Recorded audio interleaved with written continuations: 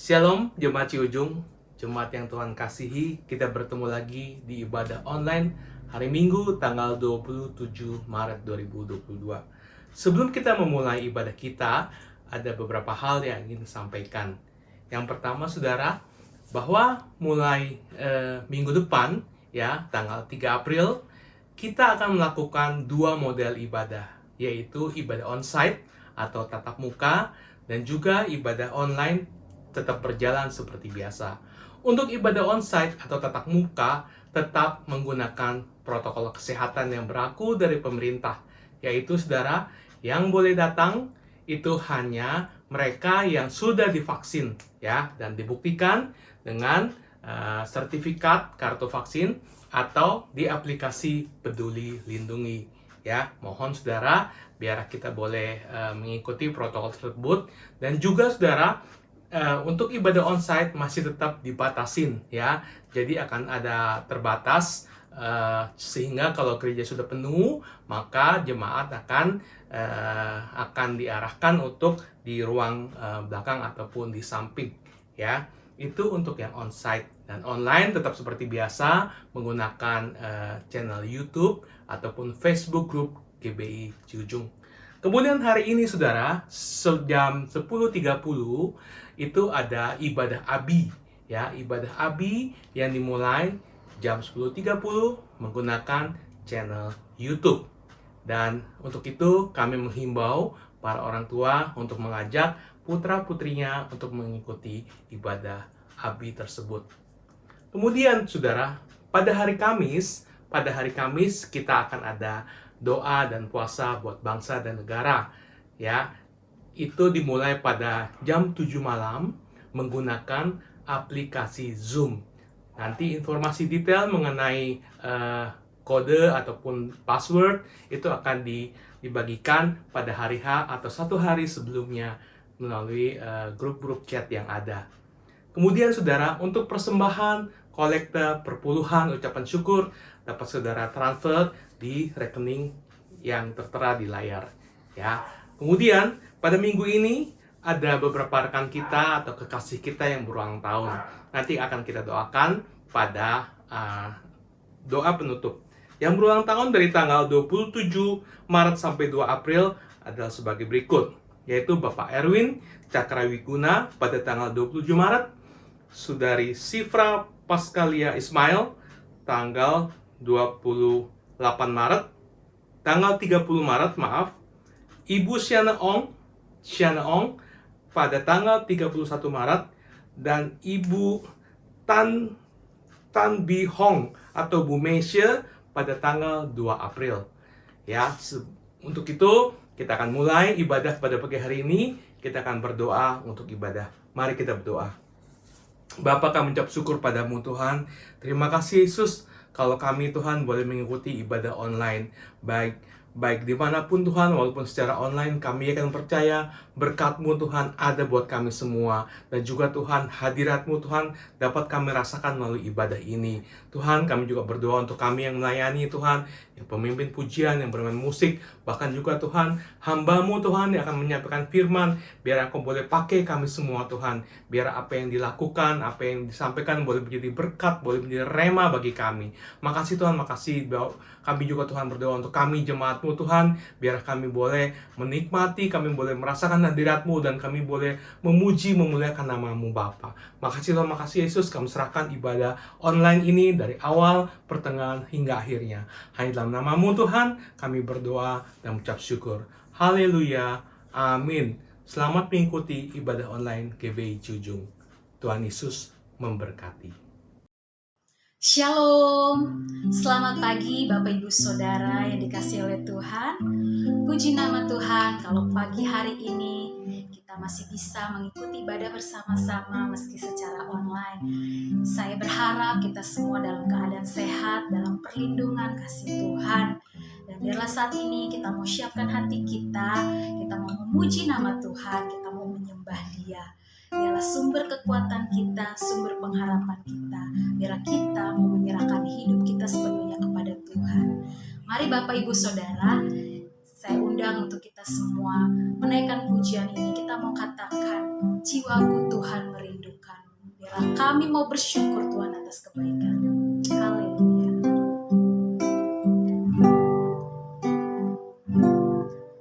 Jiwaku merindukanmu, Kau Allah yang hidup. Jiwaku haus kepadamu, ya Allah yang hidup. Jiwaku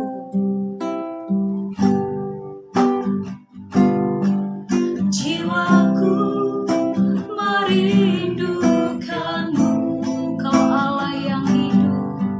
Kau Allah yang hidup. Jiwaku haus kepadamu Tuhan, haus kepadamu, ya Allah yang hidup. Ku bersyukur, ku bersyukur kepadamu, sumber pengharapanku. Kau penolongku, penolongku, dan Allahku. Tiada yang sepertimu.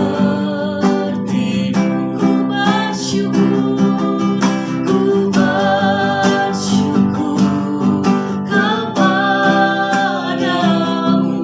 sumber pengharapanku, penolongku, penolongku, dan Allahku.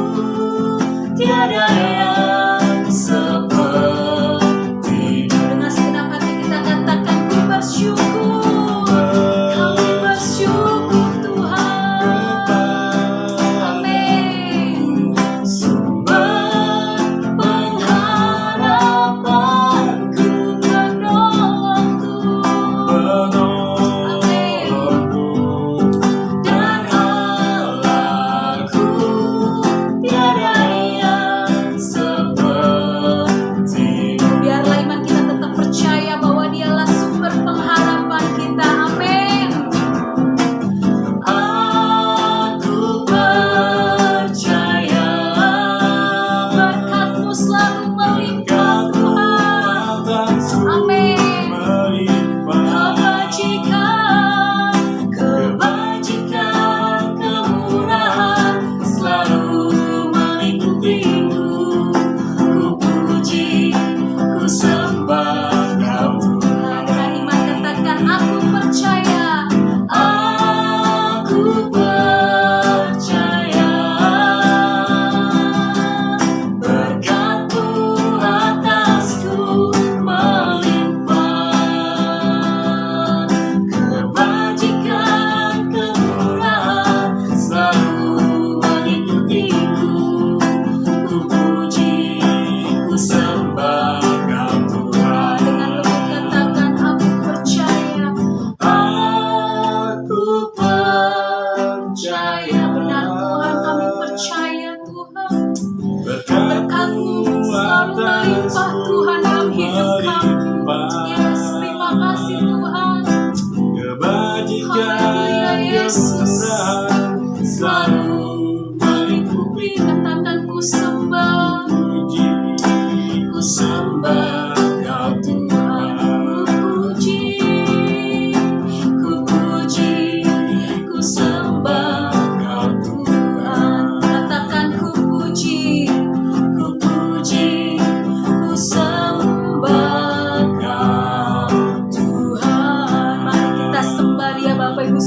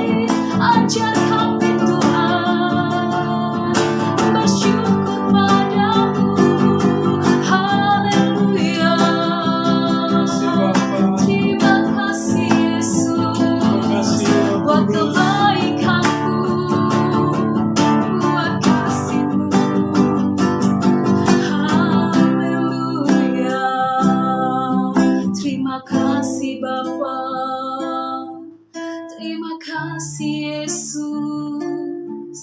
Haleluya, haleluya,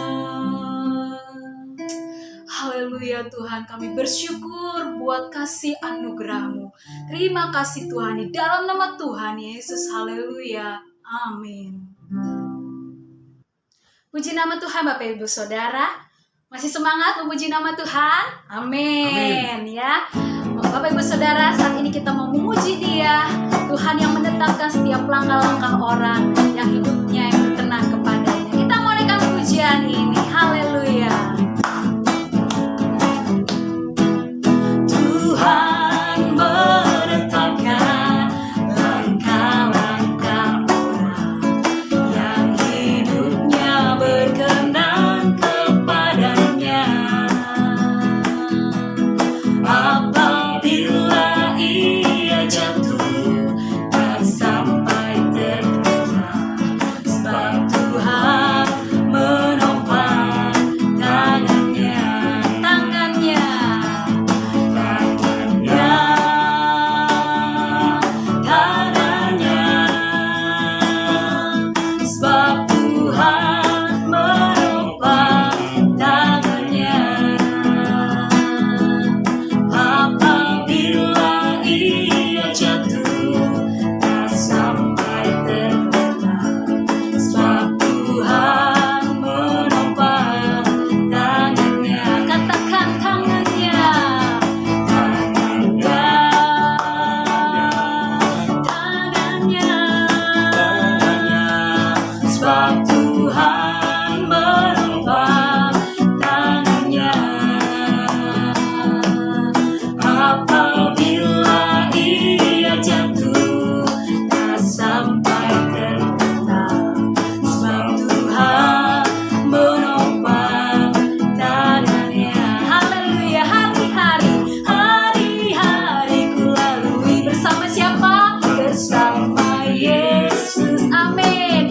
Suka duka ku jalani bersama Yesus.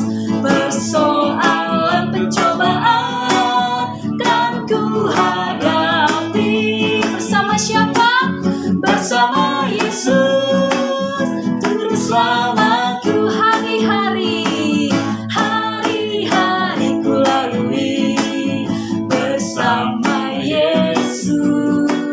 Suka duka ku jalani bersama Yesus. Persoalan pencobaan kan ku hadapi bersama Yesus. Juru selamatku, katakan bersama Yesus. Bersama Yesus. Juru selamatku, sekali lagi. Bersama Yesus. Juru selamatku. Beri sorak-sorai buat Allah kita. Haleluya. Puji nama Tuhan. Puji nama Tuhan Bapak Ibu Saudara. Tadi kita sudah memuji nama Tuhan. Tiba saatnya saat ini kita mau mendengarkan kebenaran firman Tuhan. Biarlah kita mau siapkan hati kita. Biarlah kita mau datang kepada Tuhan. Kita mau katakan, Tuhan, sungguh indah rencanamu dalam hidup kami. Karena rancangan Tuhan adalah rancangan damai sejahtera, bukan rancangan kecelakaan. Biarlah kita mau mengucap syukur atas hidup kita saat ini. Itu semua karena kasih dan anugerah Tuhan. Indah rencanamu Tuhan di dalam hidupku. Indah rencanamu Tuhan di dalam hidupku. Walau ku tak tahu dan ku tak mengerti,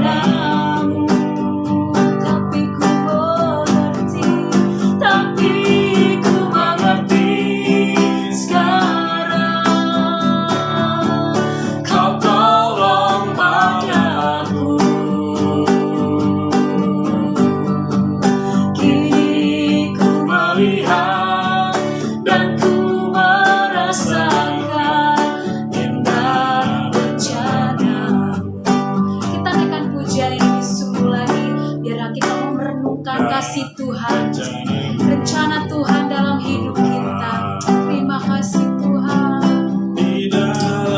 Haleluya Yesus. Walau ku tak tahu dan ku tak mengerti semua jalanmu,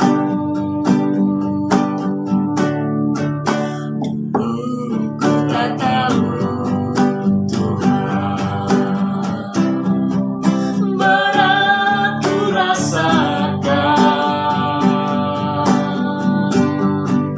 hati menderita dan ku tak berdaya menghadapi semua.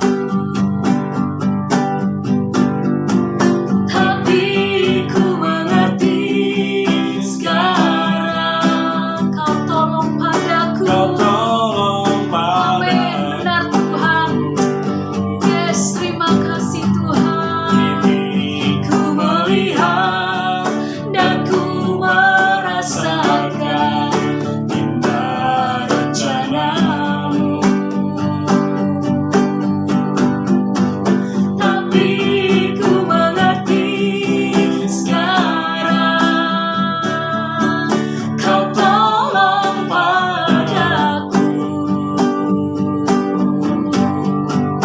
Kini ku melihat dan ku merasakan indah rencana-Mu. Kini ku melihat, kini ku melihat dan ku merasakan indah rencana-Mu. Kini ku melihat, kini ku melihat dan ku merasakan indah rencana-Mu. Haleluya, puji nama Tuhan. Mari kita bersatu di dalam doa. Tuhan Yesus, Allah yang maha baik, kami mengucap syukur Tuhan kalau kami boleh memuji nama-Mu. Dan saat ini Tuhan, kami siap untuk mendengarkan kebenaran firman-Mu. Ajar kami Tuhan untuk selalu mendengarkan kebenaran firman-Mu Tuhan, dan boleh kami renungkan dalam hidup kami dan kami lakukan Tuhan, supaya hidup kami boleh menjadi saksi-Mu dimanapun kami berada. Tuhan, Kau pakai hamba-Mu yang akan menyampaikan kebenaran firman-Mu. Biarlah kami semua sama-sama diberkati oleh kebenaran firman-Mu. Terima kasih Tuhan Yesus. Dalam nama Tuhan Yesus kami siap mendengarkan firman-Mu. Haleluya. Yang percaya katakan amin. Shalom, puji nama Tuhan. Saudara yang dikasihi oleh Tuhan Yesus, bersyukur, bersukacita kalau pada pagi hari ini kita boleh ada sebagaimana kita ada, semua karena anugerah dari Tuhan Yesus Kristus. Dan pagi ini saudara, kita tetap akan belajar mengenai rencana Tuhan di dalam kehidupan kita sebagai anak-anak Tuhan. Dan saya percaya bahwa saudara juga sudah mendapatkan begitu banyak kebenaran selama beberapa minggu di dalam bulan ini, yaitu tentang rencana Allah. Tapi pagi hari ini saudara, biarlah kita kembali belajar akan firman Tuhan tentang rencana Allah dalam setiap kehidupan kita anak-anaknya. Saudara, ada seekor induk burung yang sedang mengerami telur-telurnya di dalam kandang yang dia miliki. Dari hari ke hari, dari waktu ke waktu, sang induk ini merawat dengan sukacita, dengan seksama, dengan teliti. Dan sampai tiba waktunya, telur-telur ini mulai menetas satu persatu, mulai pecah, dan muncullah anak-anak burung yang selama ini dinanti-nantikan oleh sang induk. Dan saudara, akhirnya semua telurnya menetas. Tetapi saudara, ketika sang induk melihat anak-anaknya, ada satu yang menarik perhatiannya. Karena walaupun belum jelas sekali, ya masih baru-baru gitu ya saudara ya, tetapi sang induk ini sudah melihat, kok ada satu yang sepertinya berbeda. Ya, tetapi sang induk induk ini tidak begitu memperdulikan. Akhirnya sang induk merawat semua anak-anaknya ini yang ada di dalam kandang, yang ada dalam sarangnya dengan penuh kasih sayang. Diberi makan, dijaga, dipelihara dengan kasih sayang seorang induk burung kepada anak-anaknya. Dan dari hari ke hari anak-anak burung ini mulai bertumbuh, saudara. Dan perbedaan yang terdapat pada satu ekor anaknya ini semakin jelas terlihat oleh sang induk. Yang satu ekor ini mungkin kelihatan lebih tenang dibanding yang lain. Yang satu ekor ini lebih kalem dibanding saudara-saudaranya yang lain. Tapi sekali lagi, sang induk hanya menyimpan di dalam hati. Walaupun mencurigai, kenapa yang satu ini tanda-tandanya kok tidak sama? Ciri-cirinya kok tidak sama dengan anak-anak yang lain, dengan saudara-saudaranya. Sampai tiba waktunya ketika sang induk ini mulai mengajarkan untuk belajar terbang kepada anak-anaknya. Karena burung memang harus terbang. Jadi sang induk mulai mengajarkan bagaimana caranya mengepak-ngepakkan sayapnya. Kemudian bagaimana mulai terbang, mulai dari yang tidak terlalu tinggi, saudara. Semua anak-anaknya menyambut dengan sukacita ketika akan diajarkan terbang oleh sang induk. Tetapi satu ekor ini yang terlihat berbeda dari awalnya, saudara. Tidak terlihat antusias, tidak terlihat sukacita, tetapi justru terlihat begitu cemas, terlihat begitu ketakutan. Dan sang induk akhirnya mencoba untuk, ya kamu terbang. Saudara-saudara yang lain sudah belajar terbang walaupun tidak jarak jauh. Tetapi yang berbeda ini, saudara, tetap tidak berani untuk terbang. Dan ketika dicoba dia memang tidak bisa untuk terbang. Dan saudara, sang induk ini mulai memperhatikan dan mengingat-ingat apa yang terjadi dengan anak saya satu ini. Mengapa dia jelas berbeda dengan saudara-saudaranya yang lain. Tidak terlihat tanda-tanda yang aku miliki ada pada dirinya. Kalau tanda-tanda yang ada pada diriku, tubuhku itu ada beberapa anak-anak yang lain yang memiliki.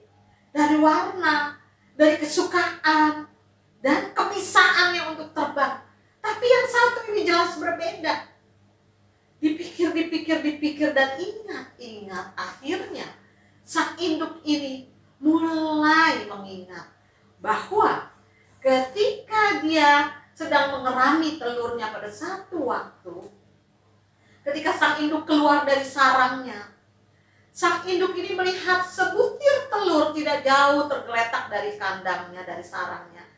Yang dia berpikir itu adalah mungkin telur kepunyaannya, ya, yang mungkin terpental, entah akan dicuri oleh binatang lain.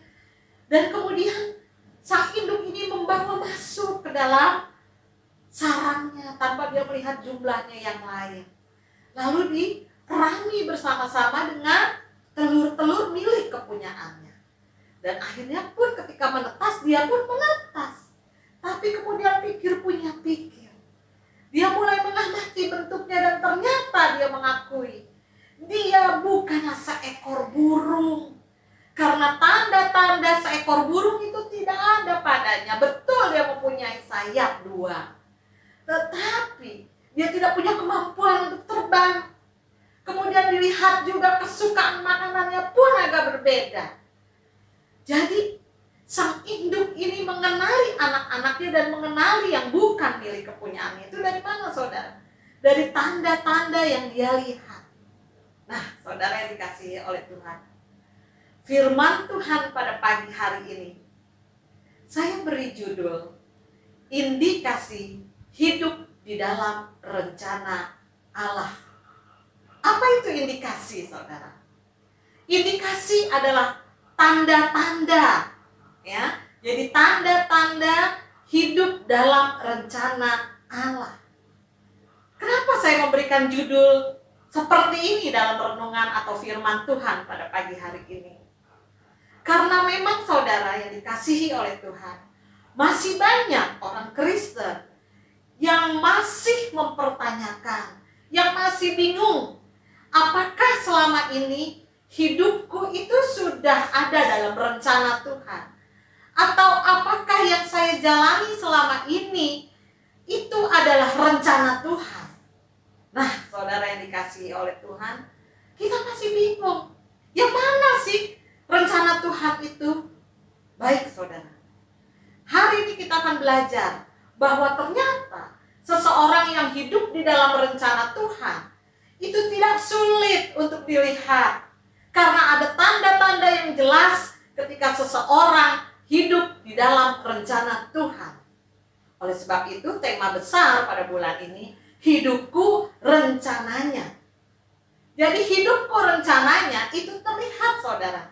Ada tanda-tanda yang kita bisa kenali bahwa orang tersebut benar-benar hidup dalam rencana Tuhan. Atau orang tersebut tidak hidup dalam rencana Tuhan. Tapi saya tidak mau mengajak saudara untuk menghakimi orang lain melalui firman Tuhan pada pagi hari ini. Tapi marilah kita mau belajar, melihat di dalam kehidupan kita. Apakah tanda itu ada dalam kehidupan saya? Apakah tanda itu ada dalam kehidupan keluarga saya? Mari saudara yang dikasihi oleh Tuhan, kita melihat satu ayat di dalam kebenaran firman Tuhan.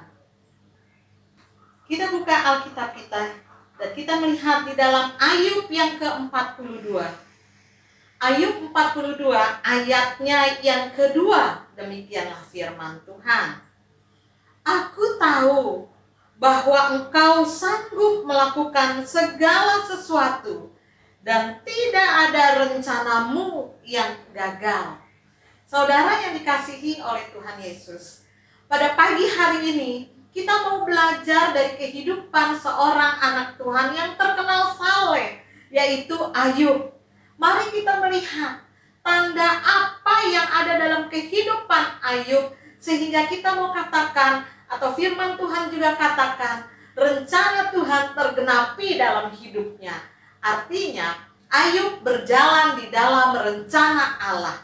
Ada tanda yang khusus dari penyertaan Tuhan dalam rencana Tuhan. Ada tanda yang nyata ketika seseorang itu berjalan di dalam rencana dan kehendak Tuhan. Saudara, kita tahu bahwa Ayub adalah seorang yang hidupnya berkecukupan pada masanya. Bahkan Alkitab catat, dia adalah orang yang terkaya di daerahnya. Semuanya dia miliki. Anak dia punya 10 orang. Ya, hartanya dia melimpah. Lembu, sapi, onta, keledai, semua dia punya. Bahkan dia memiliki bujang yang sangat banyak. Kalau binatang ternak lembunya ada jumlah, saudara, di Alkitab. Tapi kalau bujangnya ya tidak ditulis di dalam Alkitab, barangkali begitu banyak bujang-bujangnya atau karyawan-karyawannya atau budak-budaknya.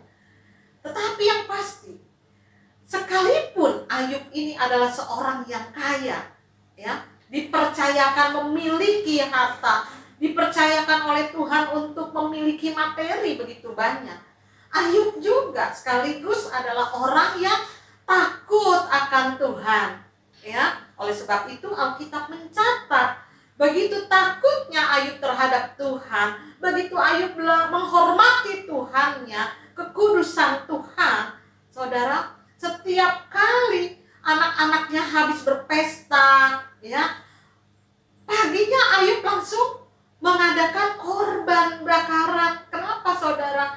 Takut kalau di dalam pesta ada kemungkinan anaknya barangkali mengucapkan sesuatu yang tidak berkenan di hadapan Allah, atau berbuat sesuatu yang tidak berkenan di hadapan Allah. Coba perhatikan, saudara, betapa Ayub memperhatikan kehidupan anak-anaknya secara imannya. Ya, orang tua yang baik memperhatikan bagaimana kehidupan rohani dari anak-anaknya, berjaga-jaga supaya anaknya itu tidak mencemari kekudusan Tuhannya. Dan saudara yang dikasihi oleh Tuhan, Alkitab mencatat bahwa kesalehan Ayub itu, saudara, itu menjadi kesukaan bagi Allah, menjadi kebanggaan tersendiri bagi Allah. Mengapa saya katakan Allah bangga dengan kesalehan Ayub? Karena kebanggaan Allah itu terlihat ketika terjadi dialog antara Allah, iblis, dan anak-anak Tuhan. Ya, kalau di awal Ayub kita membaca itu, ya.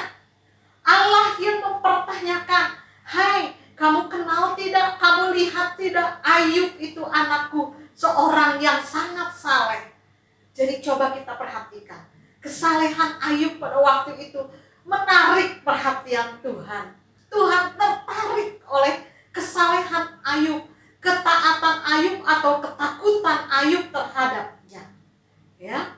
Tetapi saudara yang dikasih oleh Tuhan, kita tahu Allah bangga terhadap Ayub, tetapi iblis memiliki pandangan yang berbeda. Iblis berkata kepada Allah, "Ya tentu saja dia saleh. Kenapa? Karena semuanya tuh engkau percayakan kepadanya.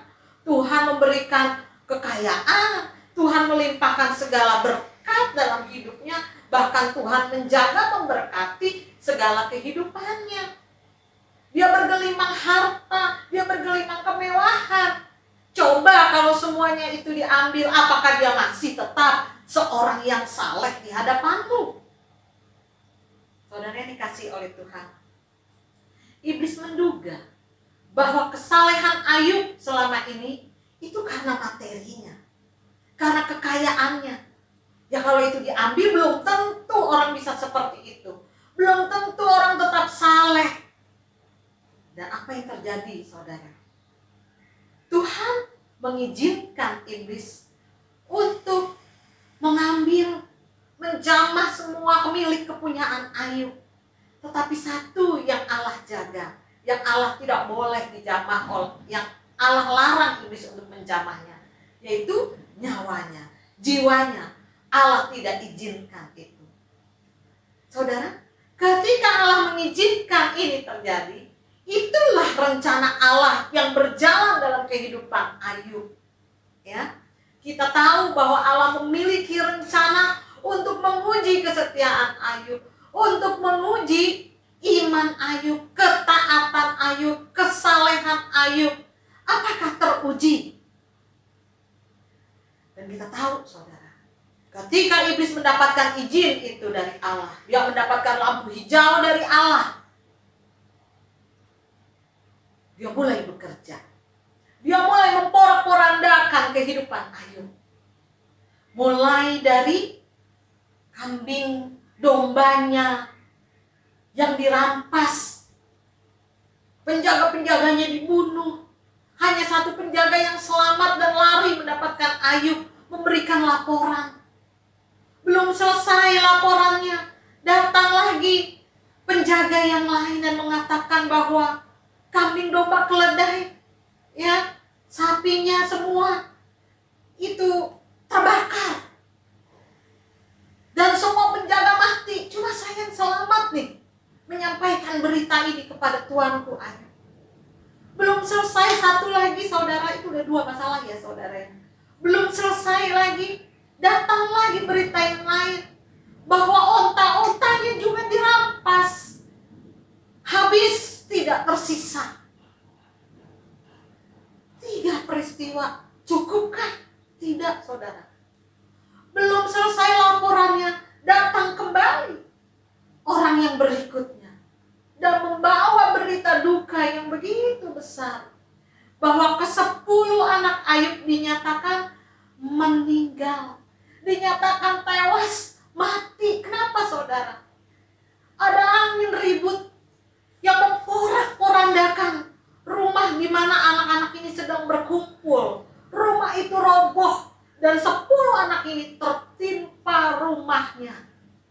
Tidak ada yang bisa diselamatkan. Hanya satu penjaganya ini yang selamat dan bisa lari ke rumah Ayub membawa kabar duka ini.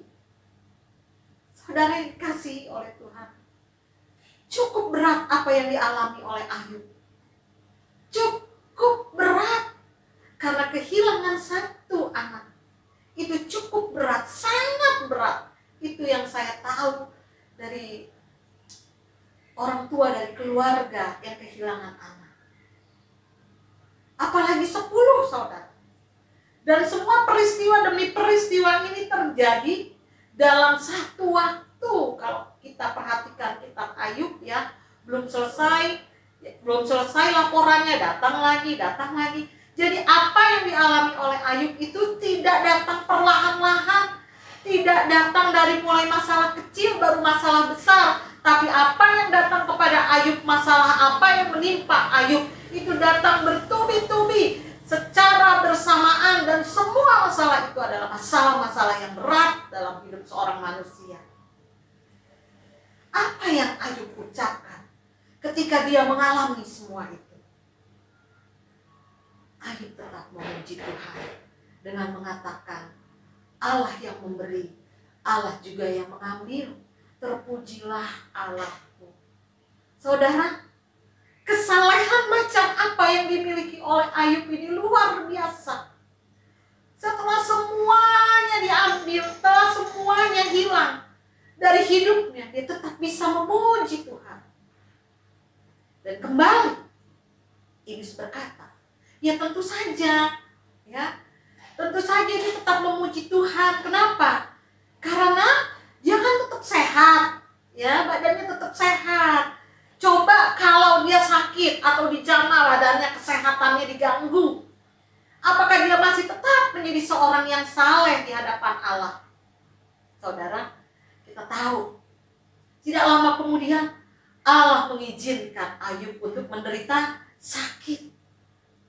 Sakit yang bukan sederhana, mulai dari ujung kepala sampai ujung kakinya, saudara, itu penuh dengan luka-luka. Dan luka-lukanya ini menimbulkan rasa gatal. Dia ingin menggaruk, tetapi ternyata digaruk dengan kedua tangannya itu sudah tidak menolong, sampai dia mengambil bongkahan atau kepingan genting atau kepingan batu untuk membantu menggaruk badannya. Coba bayangkan saudara, sudah sampai seperti itu keadaan Ayub. Bahkan di Alkitab dicatat ketika sahabat-sahabatnya datang, Ayub punya sahabat-sahabat, dan begitu datang saudara, mereka terkejut. Mereka tidak mengenali lagi bahwa itu adalah Ayub, seorang yang dulu kaya, seorang yang sehat, tapi keadaannya sangat jauh berbeda. Saudara yang dikasihi oleh Tuhan Yesus, tidak cukup hanya sampai di situ. Kita tahu kemudian ketika menghadapi masalah itu, saudara, istri yang dimilikinya, istri yang dapat diandalkannya, yang dia pikir itu adalah teman hidupnya, baik dalam suka ataupun duka, tapi mungkin sang istri pun tidak tahan. Kehilangan harta, dia sudah berduka. Ditambah kehilangan anak-anaknya, dia tambah berduka. Tetapi ketika dia melihat suaminya pun sakit, bahkan suaminya tetap memuji Tuhan, itu sesuatu hal yang menggemaskan bagi dia. Sesuatu hal yang tidak disukai oleh dia. Dia kesal, saudara. Sampai keluar perkataan, kenapa kamu tidak mengutuki Allahmu saja, suamiku? Kenapa dalam keadaan yang seperti ini engkau masih saja memuji Tuhanmu? Tapi saudara, apa jawaban Ayub terhadap istrinya? Apakah engkau sudah gila? Apakah engkau tidak bisa menerima sesuatu yang tidak baik dari Allah? Hanya mau menerima yang baik saja dari Allah, tapi tidak mau menerima yang baik. Saudara, kini Ayub seorang diri. Dalam segala penderitaannya, dalam segala kesusahannya, dia benar-benar sendiri. Saudara-saudaranya pergi menjauhi dia. Sahabatnya datang, tapi tidak untuk menguatkan dia, tapi justru untuk menyudutkan dan menyalahkan Ayub. Jadi ada satu pemahaman pada masa itu, saudara. Berteologinya orang pada waktu itu adalah, yang mereka percayai adalah ketika seseorang ada dalam keadaan susah, orang sakit parah, tertimpa masalah, itu tandanya orang tersebut berbuat kesalahan di hadapan Allah, telah melakukan pelanggaran kepada Allah. Oleh sebab itu orang itu susah, orang itu sakit, orang itu punya masalah yang berat. Saudara yang dikasihi oleh Tuhan, ini satu pelajaran bagi kita, ya, bahwa tidak selalu orang dalam masalah itu karena dia punya salah di hadapan Tuhan. Tidak selalu orang sakit itu karena dia melanggar firman Tuhan. Tidak selalu benar hal itu, saudara. Kita melihat dari kisah kehidupan Ayub, ya. Karena kita sekarang tinggal baca, saudara, ya. Kita tinggal baca, kita tahu awalnya dan kita tahu endingnya. Jadi kita di sini justru belajar bahwa ketika Ayub mengalami semua itu, ya, dia mengalami kemiskinan, bangkrut, ya, bahkan dia sakit secara jasmani, sakit yang begitu parah. Itu bukan karena Ayub salah, tapi karena apa? Tadi awal kita tahu bahwa Allah punya rencana dalam hidup Ayub. Jadi saudara, kalau kita besuk orang sakit, ya, jangan kita langsung mudah menghakimi. Ini saudara minta ampun nih sama Tuhan, ya, saudara salah nih sama Tuhan. Aduh saudara, jangan, ya. Siapakah kita, saudara, berani mengeluarkan pernyataan tersebut, kecuali jika kita pastikan Allah berbicara langsung kepada kita.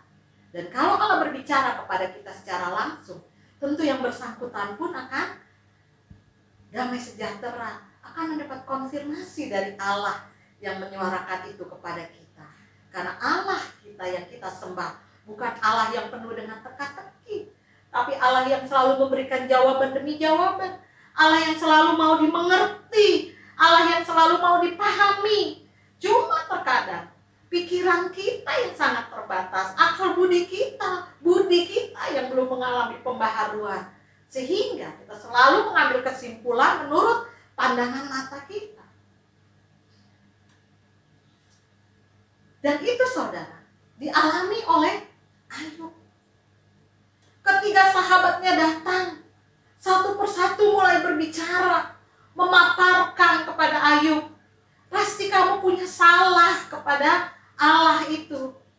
Bagaimana mungkin kita manusia nggak melakukan kesalahan? Pasti ada salahnya kamu. Oleh sebab itu kamu bertobat deh, ya. Kasarnya begitu, ya, garis besarnya seperti itu. Saudara, kedatangan teman-temannya ini malah menambah kesusahan bagi Ayub. Kenapa, saudara? Karena kalau kita baca, ya, saudara, kitab Ayub ini 42 pasal. Tetapi kalau kita membaca, saudara, dengan seksama, saudara, kita akan mendapatkan sesuatu hal yang sangat menarik untuk terus kita baca sampai habis pasalnya. Jangan lihat 42 pasal banyak, ya. Tapi saudara, kita lihat bagaimana ketika sahabatnya ini menyalahkan Ayub, lalu bagaimana Ayub membela diri. Dia berargumen, ya, di hadapan teman-temannya. Dia mengatakan, seingat saya, sesadar-sadarnya saya tidak pernah melakukan kesalahan di hadapan Allah. Saya tidak pernah melakukan pelanggaran di hadapan Allah. Ya, karena kita tahu tadi, ya, Ayub itu orang yang sangat takut akan Tuhan. Anak-anaknya pergi berpesta saja, Ayubnya langsung mengadakan korban bakaran untuk tetap anaknya dalam kekudusan Tuhan, ya, tetap menjaga kekudusan Tuhan. Jadi Ayub bilang dia yakin betul, saudara, ya, sebagai seorang yang betul-betul saleh, dia betul-betul sadar, dia betul-betul tahu diri dia, kenal diri dia, bahwa dia tidak pernah melakukan pelanggaran di hadapan Allah. Tapi ketika sahabatnya ini tak mau mengerti. Kenapa, saudaranya? Karena pemahaman seperti tadi yang saya katakan, pemahaman pada waktu itu demikian, saudara. Nggak mungkin deh kalau orang punya masalah begitu bertubi-tubi, ya, orang sakit nggak sembuh-sembuh, itu udah pasti itu hukuman Tuhan. Itu pasti Tuhan menghukum. Seperti itu, saudara. Dan mendengar opini-opini dari teman-temannya ini, saudara, Ayub pun mulai mempertanyakan kepada Allah, mulai melihat dirinya dan mulai mengasihani dirinya. Kalau orang yang bersalah itu memang dihukum oleh Tuhan, atau masalah dan penderitaan itu muncul karena orang itu berbuat salah sebagai hukuman Tuhan, Ayub lihat banyak orang lain yang hidupnya tidak sesaleh saya. Banyak orang fasik yang lain, yang orang yang lebih jahat. Dikatakan di dalam Ayub ya, Ayub sempat berkata, ada orang fasik tuh yang mengambil bagiannya anak yatim, ya, orang yang serakah. Tapi hidupnya hari lepas hari kok semakin kaya, ya, dia tidak sakit, dia tidak punya masalah yang parah seperti saya.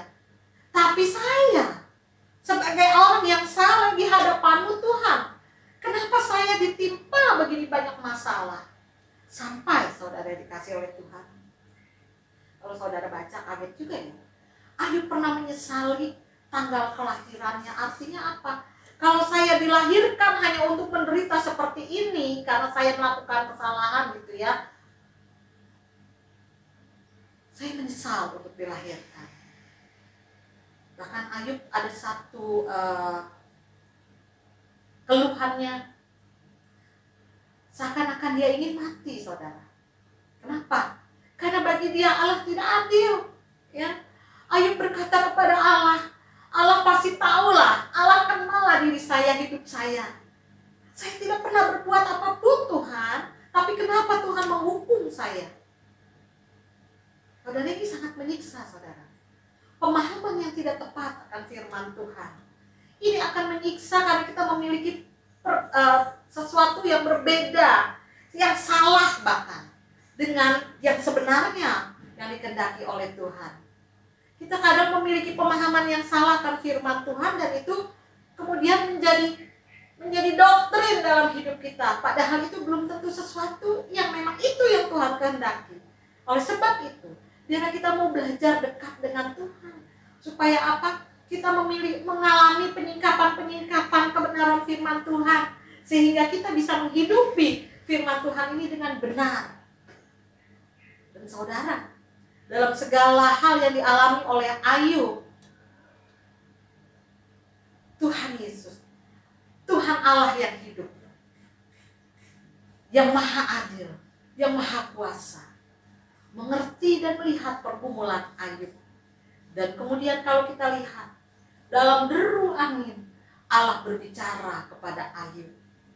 Ya, di situ Allah memaparkan bahwa akulah Allah yang maha kuasa, yang menciptakan bumi serta segala isinya, menciptakan angin, menciptakan hujan, menciptakan petir, menciptakan segala binatang, dari binatang yang kecil sampai binatang yang besar, dari binatang yang jinak sampai binatang yang buas. Itu semua Allah yang menciptakan, dan Allah yang memelihara kehidupan mereka.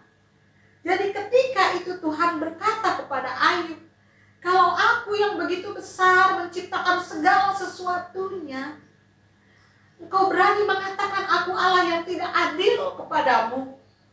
Di mana letak ketidakadilan itu? Aku adalah Allah yang besar. Aku bisa melakukan segala sesuatu seturut kehendak dan rencanaku.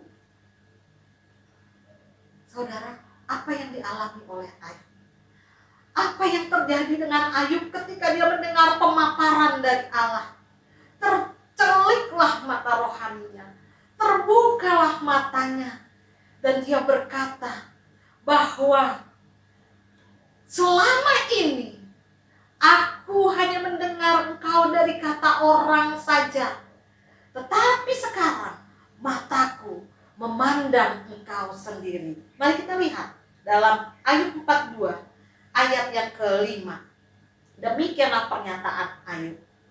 Hanya dari kata orang saja aku mendengar tentang engkau, tetapi sekarang mataku sendiri memandang engkau. Jadi mari saudara kita melihat di sini bahwa kehidupan Ayub yang saleh selama ini itu hanya bermodalkan dia mengenal Tuhan dari kata orang. Dia memiliki pemahaman tentang Allah itu dari kata orang. Tetapi walaupun demikian saudara, Ayub memiliki kehidupan yang saleh di hadapan Allah. Karena apa? Dia melakukan apa yang dia dengar tentang Tuhan itu sebagai kebenaran di dalam hidupnya. Dan dia hidupi itu. Tetapi ternyata saudara, Allah tidak cukup kalau Ayub hanya mendengar. Tetapi Allah mau dia mengalami, dia memiliki keintiman langsung dengan Tuhan. Tidak hanya kata orang, tapi harus mengalami siapa Tuhan itu, siapa Allah itu yang hidup dalam hidup kita. Itu yang Allah ingin. Dan saudara, ketika Ayub masuk dalam rencana Allah, ketika Allah membuat rencana dalam hidup Ayub, dan Ayub ada, Ayub mau, Ayub setia dalam rencana Tuhan itu, kita melihat tanda yang ada dalam kehidupan Ayub. Apa saudara? Ada peningkatan kedewasaan iman dari seorang Ayub. Dari yang tadinya hanya mendengar katanya Tuhan itu kudus, katanya Tuhan itu agung dan mulia, oleh sebab itu jaga kekudusan. Saudara, itu baru katanya. Tapi Ayub lakukan, saudara. Dan kemudian ketika dia mendengar bahwa kalau sesuatu itu orang sakit atau orang punya masalah, itu karena Tuhan menghukum sebagai hukuman Tuhan. Itu tadi Ayub mendengar juga tentang itu. Ayub tahu hal itu dari kata orang, dari pengajaran yang dia terima. Tetapi pada saat dia mengalami pergumulan yang berat, pada saat dia ada di titik terendah dalam hidupnya, dia berjumpa dengan Allah dan dia boleh diperbaharui budinya. Dia boleh mengalami peningkatan iman. Oh, ternyata tidak demikian. Allah itu adalah Allah yang adil. Seadil-adilnya Allah tidak tertandingi di dunia ini. Saudara yang dikasihi oleh Tuhan, terbuka matanya si Ayub. Dan dia berkata, sekarang mataku memandang engkau. Saudara yang dikasihi oleh Tuhan Yesus. Ternyata rencana Tuhan dalam kehidupan Ayub, begitu banyak peristiwa yang dialami oleh Ayub, begitu banyak sakit hati kalau diturutin, ya. Ada begitu banyak pengorbanan yang Ayub lakukan selama ini dalam menderita. Oke, dia jalanin itu satu demi satu. Ternyata tujuannya, saudara, supaya Ayub mengalami peningkatan iman. Kalau kita berkata, loh, bukannya tujuan Tuhan itu untuk melipat gandakan kekayaan Ayub. Betul, memang di akhirnya saudara, ya, kita baca memang Allah melipat gandakan, ya, 2 kali lipat hartanya, ya. Anak-anaknya adalah anak-anak yang paling cantik, paling ganteng, yang terkenal pada waktu itu, ya, di daerahnya. Apakah cuma itu rencana Allah bagi Ayub? Apakah hanya semata-mata agar Ayub bisa menikmati kemewahan duniawi? Itukah rencana Allah yang sesungguhnya bagi Ayub? Kalau itu rencana Allah, saya berani katakan bahwa rencana Allah terlalu dangkal bagi seorang Ayub. Tetapi puji Tuhan bahwa rencana Allah tidak hanya sekedar memikirkan perkara duniawi yang sangat terbatas, tapi Allah memiliki rencana dengan tujuan itu untuk kekekalan, perubahan iman, kedewasaan iman. Itu tidak berhenti ketika dunia berhenti, saudara. Maksudnya begini, kalau tujuan rencana Allah dalam hidup Ayub adalah untuk pelipat gandaan kekayaannya saja, ya, ketika Ayub mati, ketika dunia berakhir pula rencana Allah di situ. Betul ya, saudara, ya? Tapi ternyata Allah memiliki rencana yang jauh lebih indah, lebih sempurna. Berbicara tentang kekekalan. Kalau iman seseorang ini bertumbuh dengan benar, ya, ini berbicara seseorang layak untuk masuk di dalam kekekalan bersama Bapa di surga. Tetapi Saudara yang dikasihi oleh Tuhan, ini adalah hal yang tidak mudah. Ya. Jadi kalau kita tadi berbicara tentang tanda seseorang hidup dalam rencana Allah, sangat gampang diukur, saudara. Ketika kita melihat seseorang mengalami pertumbuhan iman kepada Tuhan, pertumbuhan kedewasaan rohaninya terlihat nyata, dipastikan orang itu ada dalam rencana Tuhan. Seperti apa sih dewasa iman itu? Seperti apa sih pertumbuhan rohani itu, saudara? Saya dapat sederhanakan, ya. Ketika seseorang mengalami pertumbuhan iman, kedewasaan bertambah di dalam Tuhan, saudara, tandanya dimulai dari apa, saudara? Semakin hari semakin mengasihi Tuhan, semakin hari semakin takut akan Tuhan, semakin hari semakin menghormati Tuhan, semakin hari semakin membenci apa yang namanya dosa. Karena dosa itu adalah sesuatu yang Allah tidak ingin kita jamah. Oleh sebab itu kita takut, bahkan kita benci kepada dosa. Itulah seseorang yang belajar untuk terus bertumbuh di dalam Tuhan. Saudara yang dikasihi oleh Tuhan Yesus, kita tahu bahwa rencana Allah bagi manusia, rencana besarnya adalah apa, saudara? Mengembalikan kita, mengembalikan manusia itu kepada gambarannya yang semula.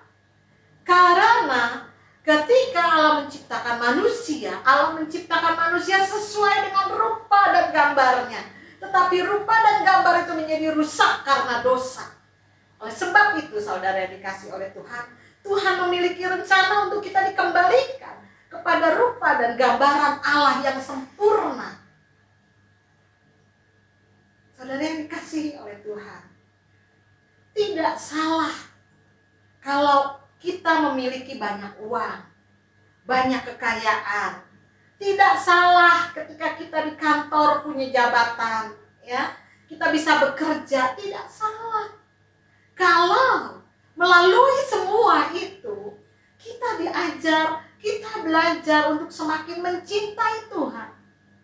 Melalui apa yang Tuhan percayakan dalam hidup kita, kita belajar untuk kita semakin mengasihi Tuhan, untuk semakin memuliakan Tuhan. Tidak salah, saudara. Ya. Kalau minggu lalu Bapak Gembala menyinggung tentang Yusuf. Ya. Yusuf dari seorang yang bukan siapa-siapa kemudian menjadi seorang penguasa. Ya. Nah, melalui proses yang begitu rupa, saudara, kan endingnya juga Yusuf itu orang kaya, punya banyak harta, punya banyak uang, katakan gitu ya. Tapi kita melihat dalam segala sesuatu yang Allah percayakan kepadanya, ada banyak hal yang Allah kerjakan. Ternyata apa yang Allah rencanakan itu melalui seorang kehidupan Yusuf, itu adalah rencana memelihara bangsa yang besar. Yusuf pada waktu itu tidak balas dendam, tapi justru dia pelihara orang tuanya, dia pelihara saudara-saudaranya yang pernah menyakitinya. Kita melihat bagaimana dia memiliki kedewasaan iman yang luar biasa. Seseorang yang hidup dalam rencana Tuhan, dipastikan dia mengalami pertumbuhan iman. Jadi iman kita, saudara, di dalam Tuhan harus mengalami progres, ya. Jangan semakin mundur. Karena mungkin kesibukan kita bekerja, karena mungkin kesibukan kita melayani Tuhan barangkali, ya, justru melayani Tuhan kita jadi kok tambah mundur, ya, karena sibuk saja dalam persiapan, tapi tidak memikirkan ada sesuatu di dalam hidup kita yang perlu diberi makan, ya, rohani kita. Jadi saudara, ketika kita sibuk bekerja, ya, mungkin lemburnya banyak, ya, nanti hari ini lembur, hari itu lembur. Bekerja itu tidak salah, tapi ketika itu membuat kita semakin jauh dari Allah, mungkin tadi ya dengan lembur-lembur itu, jam kita ibadah, jam kita doa pribadi, jam kita mesbah keluarga terganggu karena itu. Dan kita mengalami kemunduran rohani. Saya mau katakan, Anda tidak hidup dalam rencana Allah. Tapi ketika Anda bekerja, pekerjaan Anda di situ Anda melihat ini berkat dari Allah. Anda bekerja dengan rasa takut akan Allah, tanggung jawab yang penuh sebagai anak Tuhan. Ya. Dan menjadi berkat bagi atasan, bagi rekan kerja. Melalui pekerjaan saudara, nama Tuhan dipermuliakan. Dan iman saudara semakin bertumbuh. Dan saya mau katakan, saudara hidup dalam rencana Allah. Jadi saudara, salahkah kita memiliki kekayaan? Tidak salah. Salahkah kita memiliki kehormatan? Tidak salah. Karena selagi semuanya itu membuat kita semakin dekat dengan Tuhan, selagi semuanya itu membuat kita semakin mengasihi Allah, mencintai Allah, kita hidup dalam rencana Allah. Nah, saudara yang dikasihi oleh Tuhan, ada satu ayat dalam Perjanjian Baru, ayat yang sangat terkenal, yaitu Roma 8 ayat 28, demikian firman Tuhan. Kita tahu sekarang bahwa Allah turut bekerja dalam segala sesuatu untuk mendatangkan kebaikan bagi mereka yang mengasihi Dia, yaitu bagi mereka yang terpanggil sesuai dengan rencana Allah. Nah, saudara, ayat ini rata-rata anak Tuhan, orang Kristen menjadikan ini ayat emas, saudara, ya. Tapi kita mau melihat di sini hubungannya apa tadi? Bahwa betul dalam segala sesuatu Allah turut bekerja untuk mendatangkan kebaikan. Tapi kebaikan yang bagaimana? Kebaikan di dalam kehidupan rohani, ya. Untuk Ayub lihat bahwa ternyata kebaikan yang Allah kerjakan dalam hidup Ayub, Ayub mengalami sendiri siapa Allah selama ini, ya. Jadi benar Allah turut bekerja dalam segala sesuatu untuk mendatangkan kebaikan. Kebaikannya apa? Supaya kita naik kelas, supaya kita bertambah dewasa, ya. Masa dari 10-20 tahun yang lalu kita terima Tuhan, sampai hari ini kita masih bayi rohani saja? Masa dari dulu saja kita masih sampai saat ini kita tidak bertumbuh-tumbuh secara rohani, ya? Dosa tetap kompromi, gitu ya, dosa kecil-kecilan. Jadi ke gereja, saya mau katakan saudara, ya, ketika kita ke gereja, kita hidup benar, ketika kita ibadah, itu salah nggak? Nggak salah, saudara. Ya, begitu keluar dari gereja kita kembali kepada kehidupan duniawi. Sampai taraf dia masih mau belajar, saudara. Saya katakan dia tidak bersalah.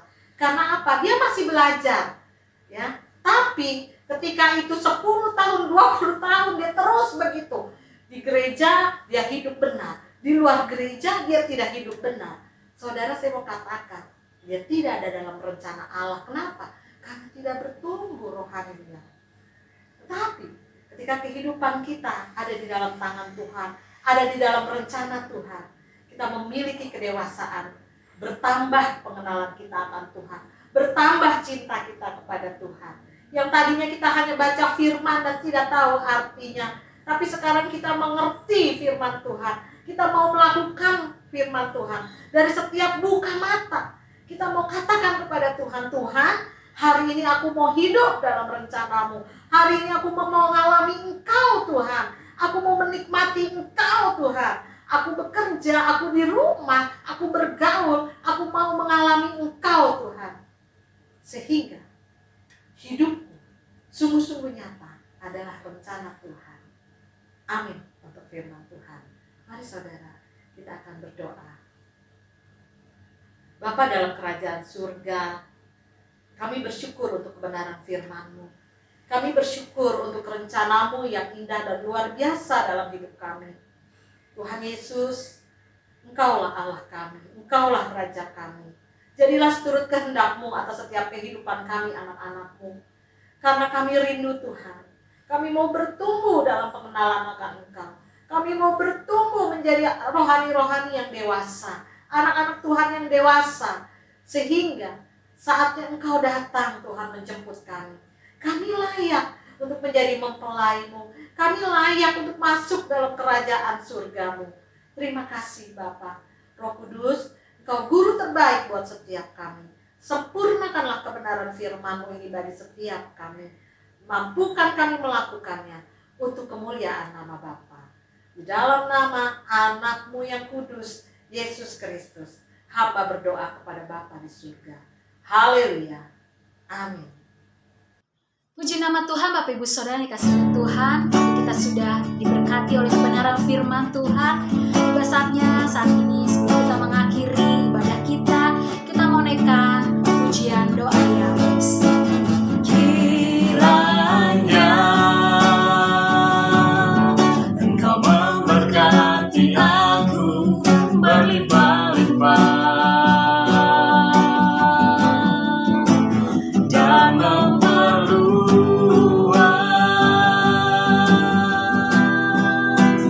daerahku,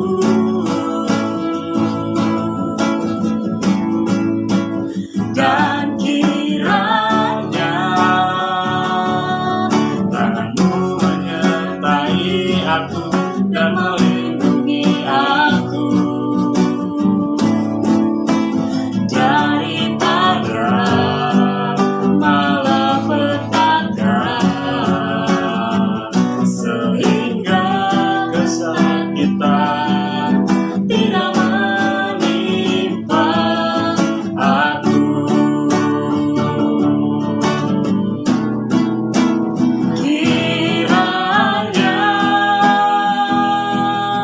Engkau memberkati aku berlimpah-limpah dan memperluas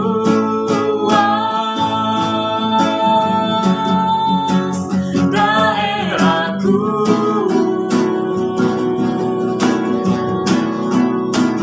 dan kiranya tanganmu menyertai aku dan melindungi aku daripada malapetaka, sehingga kesakitan tidak menimpa aku.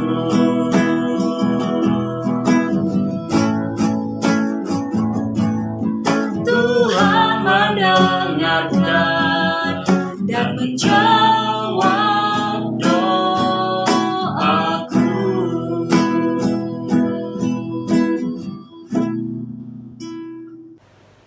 Mari kita berdoa. Bapa Surgawi, Bapa yang Maha Baik, kami bersyukur dan berterima kasih untuk ibadah pada hari ini. Biarlah pujian penyembahan kami boleh naik ke hadapan hadirat Tuhan, tanda syukur dan tanda bakti kami kepada Tuhan atas segala berkat dan kebaikan yang Tuhan sudah nyatakan di dalam kehidupan kami. Kami selalu bersyukur kepada Tuhan buat segala sesuatu yang Tuhan izinkan terjadi dalam kehidupan kami, baik suka maupun juga duka. Terima kasih Bapa, terima kasih. Saat ini Tuhan, kami juga berdoa buat firman-Mu yang sudah kami dengar. Biarlah dapat kami pahami dengan baik, dapat kami terapkan dalam kehidupan kami, sehingga nama Tuhan boleh dipuji dan dipermuliakan. Engkau berkati hamba-Mu yang Tuhan sudah pakai untuk menjadi mulut, bibir, lidah Allah, menyampaikan kebenaran firman-Mu dan isi hati-Mu. Biarlah Tuhan akan terus singkapkan banyak kebenaran firman-Mu kepadanya untuk diteruskan dan dibagikan kepada setiap jemaat yang dilayani di mana saja, sehingga nama Tuhan boleh dipermuliakan. Engkau juga memberkati dalam pekerjaan, pelayanan, keluarga, dan segala sesuatu yang diperbuat. Engkau jadikan berhasil, sehingga nama-Mu selalu dipuji, dipermuliakan lewat hamba-Mu. Terima kasih Bapa Surgawi. Saat ini kami juga berdoa buat seluruh jemaat-Mu yang beribadah pada hari ini, bahkan juga pada hari yang lain atau kesempatan yang lain. Tuhan mengenal mereka, biarlah Tuhan juga akan menjamah mereka. Engkau sendiri akan menjadi jawaban bagi setiap kehidupan mereka. Tuhan memberkati dalam keluarga mereka. Biarlah kasih Tuhan dicurahkan dengan limpah dalam keluarga-keluarga jemaat kami, sehingga mereka boleh menjadi keluarga-keluarga yang penuh dengan damai sejahtera daripada Tuhan. Kami berdoa buat mereka yang sedang menghadapi kesulitan dalam pekerjaan. Tuhan buka jalan. Kami percaya meskipun dalam situasi sulit, Tuhan sanggup memberikan segala sesuatu yang diperlukan bagi kebutuhan pekerjaan mereka masing-masing. Mereka yang mencari pekerjaan, Tuhan juga sediakan. Biarlah mereka mendapat pekerjaan sesuai dengan kehendak Tuhan. Mereka yang sedang studi, baik tingkat dasar, tingkat menengah, bahkan sampai ke perguruan tinggi. Kami juga serahkan ke dalam tangan Tuhan. Engkau memberkati mereka, Engkau buat mereka berhasil dalam setiap pelajaran yang mereka terima Tuhan. Dan bahkan mereka boleh dapat berprestasi untuk menyatakan kemuliaan Tuhan. Kami berdoa juga Tuhan buat mereka yang berusaha, berdagang, bisnis. Tuhan juga memberkati. Biarlah semuanya boleh berjalan dengan baik, bahkan terus berkembang dengan maju. Dan nama Tuhan boleh dipermuliakan lewat kehidupan mereka. Kami berdoa juga Tuhan buat mereka yang sedang dalam keadaan sakit. Tuhan kenal jemaat-Mu di mana saja mereka berada. Biar Tuhan melawat mereka. Tangan-Mu yang berlubang paku menjamah mereka. Dan di dalam nama Tuhan Yesus Kristus, segala sakit penyakit kami perintahkan keluar dalam nama Yesus. Biar kesembuhan menjadi milik mereka. Yang lanjut usia, Tuhan juga kenal. Tuhan beri kekuatan dan penghiburan senantiasa. Tuhan jagai mereka siang dan malam. Biarlah mereka tetap mengalami damai sejahtera dan sukacita yang berasal daripada Tuhan. Terima kasih Bapa, kami berdoa buat jemaat-Mu yang sedang mengalami kebutuhan hidup. Biarlah Tuhan juga akan tolong ekonomi mereka Tuhan. Engkau mencukupinya, bahkan beri dengan berkelimpahan, supaya nama Tuhan boleh dipermuliakan dan mereka boleh senantiasa bersyukur kepada Tuhan. Terima kasih Bapa Surgawi, kami berdoa buat mereka yang sedang mencari teman hidup. Biarlah Tuhan juga akan berikan teman hidup yang sepadan, yang sesuai dengan kehendak Tuhan. Sehingga mereka juga boleh melakukan apa yang menjadi kehendak firman Tuhan. Dan dalam segala perkara yang menjadi pergumulan jemaat-Mu, Tuhan buka jalan. Karena Engkau Allah yang tidak pernah berubah, dulu, sekarang, dan sampai selama-lamanya. Kuasa-Mu tetap sama. Dan biarlah Engkau selalu campur tangan dalam setiap kehidupan jemaat-Mu. Sehingga nama Tuhan boleh dipuji, dipermuliakan. Terima kasih Bapak Surgawi. Tak lupa kami berdoa buat bangsa dan negara kami. Kami serahkan bangsa ini ke dalam tangan Tuhan. Engkau memberkati pemimpin kami, presiden kami, beserta dengan wakil dan para menteri. Bahkan juga pejabat-pejabat yang lainnya Tuhan. Pemerintah tingkat daerah, baik gubernur, bupati, wali kota, para camat, para kepala desa, dan para lurah. Kami berdoa buat para ketua-ketua RW dan ketua-ketua RT. Tuhan, Engkau juga menolong mereka pribadi lepas pribadi. Biarlah ada takut akan Tuhan di dalam hati mereka. Sehingga ketika mereka menjalankan tugas pemerintahan yang dipercayakan kepada mereka, mereka boleh melakukannya sesuai dengan kehendak Tuhan dan untuk kesejahteraan kemakmuran bangsa ini. Terima kasih Tuhan, terima kasih. Kami berdoa dalam penanggulangan COVID yang masih terus dilakukan oleh pemerintah kami. Tuhan memberikan hikmat akal budi kepada Satgas COVID yang sudah ditetapkan. Engkau juga memberkati para tenaga medis. Engkau juga memberkati kepada para peneliti. Biar mereka semua mendapat hikmat daripada Tuhan.